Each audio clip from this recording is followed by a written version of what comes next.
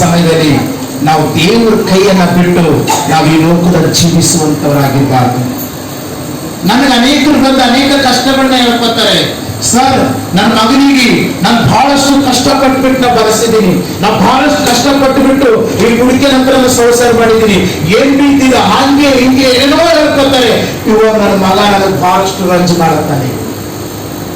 ನನ್ನ ಮಗನೇ ನನಗೆ ಸರ್ವಸ್ವ, ನನ್ನ ಮಗಳೇ ನನಗೆ ಸರ್ವಸ್ವ. ಅನೇಕ ವಿಧದಲ್ಲಿ ಬಂದು ಅನೇಕರು ಬಂದ್ಬಿಟ್ಟು ನನಗೆ ಹೇಳ್ಕೊತಾರೆ, ಅವಳು ದೇವರಿಗಾಗಿ ಏನು ಮಾಡಿರಲ್ಲ, ಎಲ್ಲ ಮಗನಿಗಾಗಿ, ತನಗಾಗಿ, ತನ್ನ ಮನೆಗಾಗಿ ಮಾಡ್ಕೊಂಡಿರ್ತಾಳೆ. ಲಾಸ್ಟಕ್ಕೆ ಕಣ್ಣೀರ್ ಹಾಕಕ್ ಶುರು ಮಾಡ್ತಾಳೆ. ಅದೇ ದೇವರಿಗಾಗಿ ನೀವು ಜೀವಿಸುವುದಾದ್ರೆ, ದೇವರಿಗಾಗಿ ನೀವು ಬದುಕಿರುವುದಾದ್ರೆ, ದೇವರ ಮೇಲೆ ನೀವು ವಿಶ್ವಾಸ ಇಟ್ಟು ದೇವರ ಮೇಲೆ ಹಾಕಿಕೊಂಡಿರುವುದಾದ್ರೆ, ನೀನು ಅದನ್ನೆಲ್ಲ ಮಾಡಬೇಡ ಅಂತಲ್ಲ. ದೇವರ ಮಕ್ಕಳನ್ನ ಕೊಟ್ಟಿದ್ದಾರೆ.